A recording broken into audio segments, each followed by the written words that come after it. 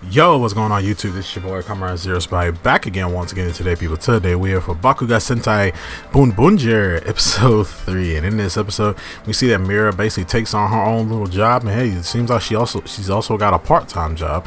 And in this episode we see that she takes on this little delivery thing that she got going on for this kid who basically made a mirror for his grandmother, but he ended up breaking it, but she still ended up loving it at the end of the day. So in this episode, Mira is getting ready to go and do this mission, but she sees Taya and Boonboom, and they're looking at like a new basically like a new like Zord car that they're making, and they talk about how with this car it'll be like, you know, we're one step closer to our actual dream, and we'll see this car later. This car is called the Boonboom Classic, so we're gonna see a use for this car later on in the episode. But we see that Taya, he basically tells Mira, like, no, you can't take my car because this is a job that you took on by yourself, so you got to figure out how to do it by yourself. So she goes off to figure out how to get to this grandmother's house, who basically lives in the countryside. And that's when Genba, our orange ranger, he's not orange yet, but yeah, he comes by and, you know, basically gives Taya a bill and for giving Mira a bike for her to ride on to the countryside. So she basically gets on the bike and takes off, and we see that Taya and Sashiru, they think that, you know, she's doing this for like some kind of like not really status, but they think that she's doing this for like trying to become like a real promising like upstart, like stuff like that. Like they think she's doing it just to get like more like kind of closer to them. So like Taya and, you know, Sashiru is going off of that notion, but we see that our three idiots, I'm still calling them three idiots, we see that they're talking to they're talking to their boss, and he's talking about like how you guys have failed to get me a gas line, and they said that, oh, just give us another chance and whatever, and they end up creating a new monster, like a clock monster, and this monster doesn't like seeing people move.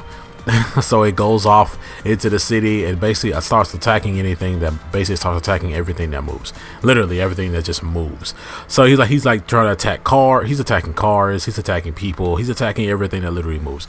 So the guys ended up he does try to attack Mira, but then she gets saved by Taya and Sashiru, and our cop guy, who does become our Black Ranger eventually, but he ends up getting there as well, and he's doing a bunch of moving. He gets his bike slashed in half, and he pulls out his pew pew, and he ends up like trying to shoot at the monster, and then the monster's cutting his bullets in half, and then they're trying to protect him while also fighting the monster. And then Sashiru and Taya start playing with the monster to a degree, basically like every time, you know, he says don't move, they don't move, and then they start walking behind him again, stuff like that. So, and we also got like a goofy scene where like Mira is like coming in and out of the same area that the fight's happening in, and they, you know, she's like lost, like she don't know where to freaking go. So she ends up basically finding the right direction. She finds the right direction, she goes off in that way. We see that our Black Ranger dude passes out again, and they basically like kind of leave him there. And then that's when Sashiru and Taya go after the monster, after, you know, he basically disappeared as well.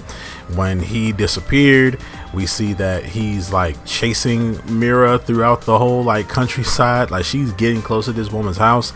And when she finally starts to get closer, he ends up attacking her in the middle of like this big field area. And when the guys basically come to save her, that's when they basically figure out that like Mira wasn't doing this to kind of like get kind of closer with them or anything like that. She was just doing like a little job for a kid. And they have a laugh about it, and then everybody hinges up. They go in and take on our clock monster, and they ended up beating the guy. When they beat him, we get our Yadu-chan, the little Hashiara Sankar comes in, and we get our little battle with him. After they beat him, we ended up getting our mech fight. We get our mech fight, and they try to like use the screwdriver on him to like basically like pull his his screws out, but he's rusty. He's super rusty. Excuse me. And they can't like do that, so they ended up calling our new car, which is the Boon Boon Classic, which is like, this is a cool looking car. It's just big, pink and black, but yeah.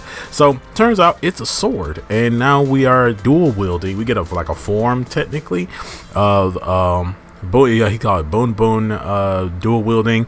They're dual wielding these swords, and they ended up defeating him. When they defeat him, we see that they go back with Mira. She delivers the mirror to the older lady, and yeah, delivers it to the older lady.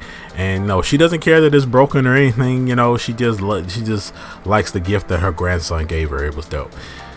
But yeah, this episode, it was cool. I mean, it's very bare bones, simple. We're back to basics technically with Boonboomger.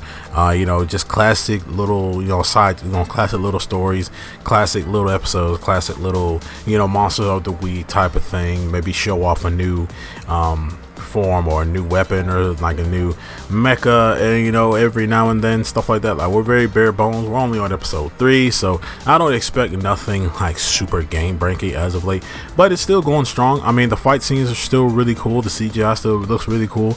It's very sporadic and over expressive, and we still there, so I like that. The fights really are kind of like creative. Fights are really creative, and also thrown in with like some like small tidbits of comedy and things like that when it comes down to how the Rangers are battling each other and stuff, battling the monster and stuff like that.